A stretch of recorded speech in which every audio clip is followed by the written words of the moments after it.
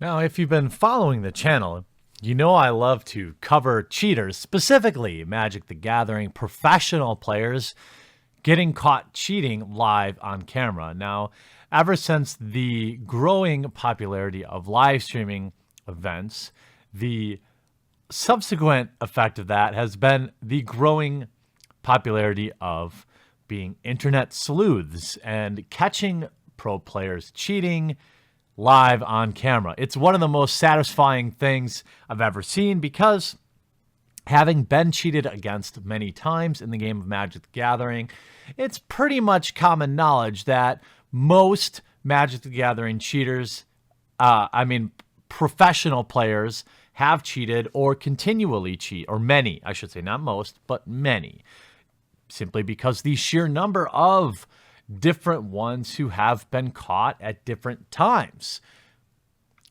Ones have been caught multiple times and still come back to cash in events. Now, the treatment of pro players getting caught cheating has always been as soft as humanly possible. Nowhere near the lifetime punishments for those whom perhaps post some spicy memes or go on Thought Patrol. So I guess there's a little bit of extra juice when I cover people who get caught cheating. Now, the latest dude who got caught cheating, by the way, in an ultra low level event, which means you can be sure this cheat is well practiced and well completed through many events. This is a man who has won Grand Prix titles, thousands of dollars, has now completed what I would call a fourth dimensional chess move in a turn of events, in a twist, a Shamalama Ding Dong level twist. Dan Lanthier has demanded, requested his own lifetime ban. That's correct. Now, I'm about 55. I am 55% sure that this is an absolute genius move. 45% that it is sincere because, well, he is Canadian, and the Canadians have a reputation for being a little apologetic. So he wrote to Wizards Play Network. This past Saturday, I performed an illegal action. You mean I cheated? In a DCI sanctioned tournament. The action itself and subsequent misinformation that was shared by myself, he should have said, which to this point are all well documented, stand in complete defiance not only to Magic tournament policy, but my past accomplishments honestly earned and moral code I hold for myself. So notice that in this paragraph, he is trying to say, well, all my other wins, those were honest. This was basically the first time I ever cheated. This is why I am on the fence about this. I cannot explain or justify my actions, but know that I am deeply remorseful, only because he got caught, that all of the personal development that I have worked for in the past several years is left diminished as a result. No, it's left all in question. You are a cheater. You were caught cheating. You will be forever branded a cheater. He goes on. Cheating has no place in Magic. I am not the first player to ever break the rules of the game, and I'm certainly not, and will certainly not be the last. Here's an interesting thing I have to say about this, okay? You cheated. You didn't really break a rule. It's as if to say, oh, well, it's like an offsides penalty in hockey or soccer or football. I just committed a penalty. No, you cheated. You didn't break a rule. You didn't play out of turn.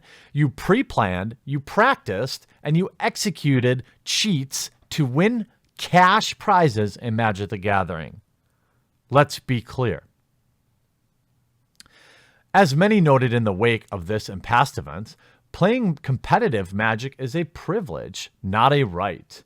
Having squandered that privilege, I ask that, beginning with me, and going forward, that the penalty be permanent suspension from organized Magic.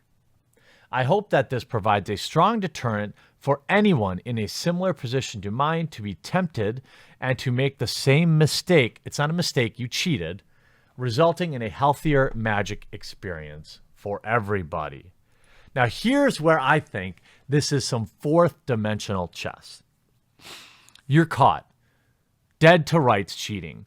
You know that people are probably going through all of your previous game history, and you are probably, as in the case with most cheaters, going to get outed for several other cheats. You know that Wizards of the Coast is likely to ban you at least 6 months, and best case scenario, you'll still be branded a cheater from that point forward. I think you concocted this plan so that you can say, fall on your sword, so that your fellow Magic pros, here's what is likely to happen. Wizards will suspend him for 6 months. They will not. I am 95% sure they will not suspend Dan Lanthier for life. They will suspend him for a period of 6 months or less and then enact a tougher policy. This is a genius move by a lifelong cheater. Manipulation 101. He knows that they will likely ban him for a period less than life, and that he will be able to come back to Magic the Gathering to the respect of his peers. He can say to his peers, hey, I asked them to suspend me for life, and they didn't. What would you do? I mean, why are you mad? I practically begged them to suspend me for life, and they just wouldn't do it. So now he gets to go to the fans and to his fellow pro players and say, look, I demanded a lifetime ban. And then he'll be able to come back and have less heat than, say, some of the other 2 or 3 time cheaters like Bertuccini, who have been caught and whose most of his peers truly dislike him.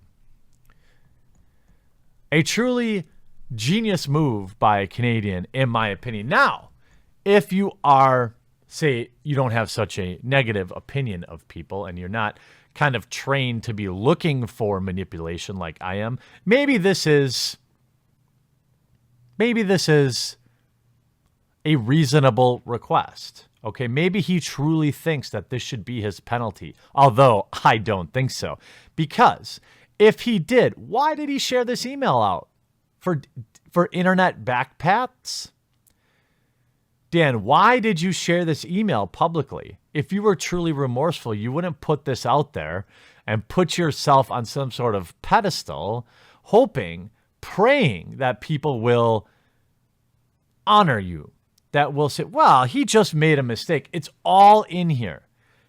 At no point in this message does he say that I premeditated, I practiced, and I cheated at Magic the Gathering. He does not say that. He says what he did was take an illegal action. He goes on later to mention the word cheating, but I'm not buying it. I think he thinks he's pretty smart. People that cheat often do.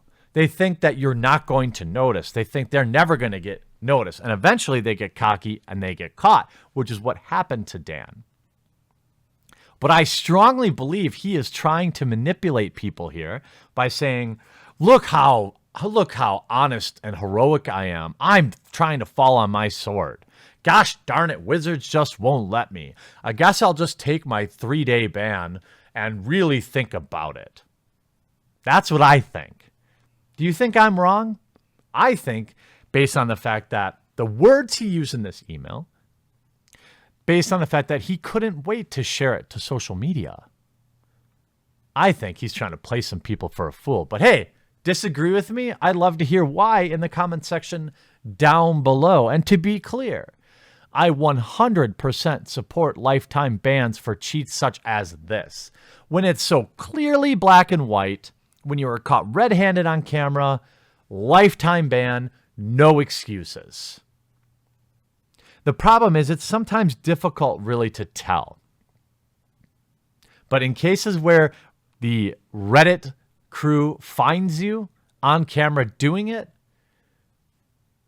the punishment must be severe. It must be lifetime, and you must be banished from the game. Now, unfortunately, I'm not sure this will deter many people from cheating, because if you are the type of person that cheats at a playing card game, you're the type of person that cheats at a lot of things in life. You're the type of person that thinks you're smarter, that you are more intelligent than everyone else. And that if you could just remove the randomization from a game like Magic the Gathering, you would win every game. If you cheat at Magic, you are highly likely to be a scumbag in real life, and I'm totally fine having you removed from organized play. I hope you enjoyed today's video, double upload nonetheless. We'll talk to you again real soon.